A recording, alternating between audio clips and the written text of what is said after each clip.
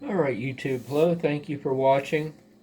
I have a little project here that actually took about 3 or 4 days to do. So the last time I talked to my buddy number 3 down there, number 3 made the comment to me that he had a bunch of fans going bad. I said, well, first of all, I said, it kind of makes sense to me that if your fans are going bad from RF, I said, well, there's no law that says the damn fans on your amp have to be on when you're transmitting. I mean, when you really think about it, the only job of the fan is to cool it down. It doesn't matter a hill of beans when the fan's on, just as long as the fan's on enough to keep it from melting down. So I said, well, why don't you have your fans run and receive only and knock your fans out and transmit? You know, I did this here project a while back with this M-800, and there's 3 fans mounted underneath. So I thought the fans might go bad. You just never know. We'll kind of knock this in the butt. Kind of got sidetracked a minute ago, but what I was going to say is, if the fan is going bad from RF in it, I would say it's a combination of the DC current going through the fan and the AC current that's being inducted into the fan, into the coil itself. This is what I came up with here. And of course, there's different ways to do this. I mean, there really is. You know, you can do it bare bones, or you can do the Cadillac version. So I got a switch on here. This duplicates transmit and receive.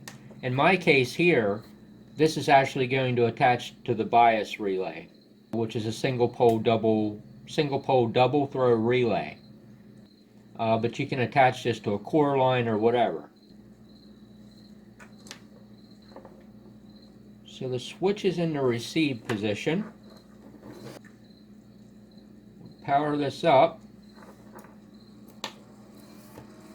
Fan comes on. We duplicate the transmit switching. Fan shuts off instantly without any delay whatsoever. It's very, very quick. When we go back into receive switching, out of transmit, the fan comes back on a time delay.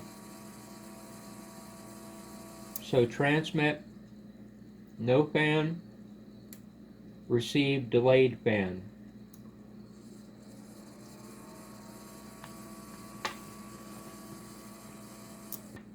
Now also too, you might have noticed just by default that when you power this up, or actually when you initially power it up, the delay will be active. So it's just a 1 to 5 second delay on the fan coming back on. Now I could have just switched it back on instantaneously, but I chose not to do that for some reasons. So this is going to mount down on my lower deck this direction, and all it's simply going to do is, through this terminal block, go in and break the existing board connections between VCC and my box fans. So I just have to mount this up on some standoffs and take this monster apart, put it all together. So looking at the back here, these boards are a little nasty to use because it doesn't take much of anything to get a tiny little hair-sized bridge, actually much smaller than a hair, across these. So this isn't by any means my favorite circuit board to use, but I used it because I had it. So there's a 5-volt read relay here. This is the time delay pot, 1 to 5 seconds. There's a 555 timer there and a 555 timer there. This 555 is a transmit and receive switching. It's actually a bistable flip-flop. This one here is set up as a monostable timer. And then this here is actually the relay that's going to be resupplying power VCC to my 2 box fans, or actually 3 box fans inside the box. This transistor here could be eliminated if this were tied directly into the core circuit. But like I said, mine's going to tie into the normally open contact on the bias relay, which is essentially the same thing. It's just a different connection point. And that's what's to it. So looking at it on a piece of paper, good old-fashioned yellow paper and medium point pens are my best friend. So there's a bistable flip-flop 555 and the monostable 1 to 5 second 555. This is the VCC line, and this is the relay contacts that are going to break VCC from my box fans to shut them off. So whenever this output goes high here, all it does is throw 4 and 8 high, and then there's a set and a reset here on this flip-flop at these pull-up points here. This is the 5-volt read relay contacts, common to ground, that it just switches between. Here's the transistor that's going to go back and tie into high on receiver and low on transmit. Or like I said, you could, if somebody wanted to do something like this, they could omit this transistor here and do it a little bit differently to attach it to the core circuit itself. So it's a read relay there, 5 volts, 25 milliamps, just pulls down, bats the contacts back and forth.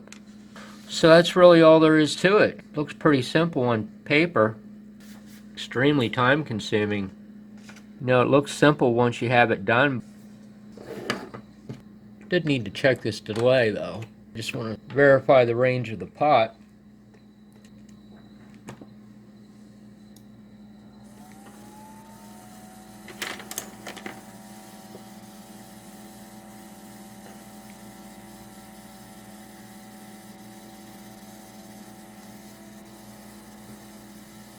This should be the whole way down, counterclockwise, shortest delay. Good old Dale Healy pots, man. I know I've said this in videos before. There's nothing worse than buying a pot today and you can't hear the click, so you don't know when you're at the end of the pot. I mean, I have no problems hearing that click. Some point in time along the manufacturing process, the engineers decided to take the click out of multi-turn pots. So, you know, if you don't have pieces of test equipment and shit on it to know what you're doing, and meters and this and that tied into the pot, I mean, you really don't know when you're at the damn end of it, because you can just sit there and turn it forever and ever. So there's transmit, there's back to receive. So yep, 1 second delay is exactly what I calculated it to be with that pot the whole way down.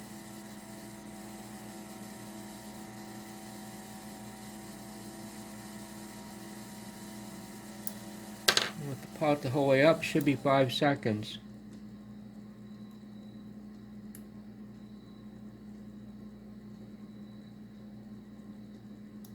Right on the money. Could take that one to the bank. T equals 1.1 times RC when you're doing stuff on these 555s. Something that's always been easy for me to remember. I mean, I retained that for probably 35 years now, even after not thinking about it for many years. Makes it really nice, you know, when you know exactly what time you want, it always works.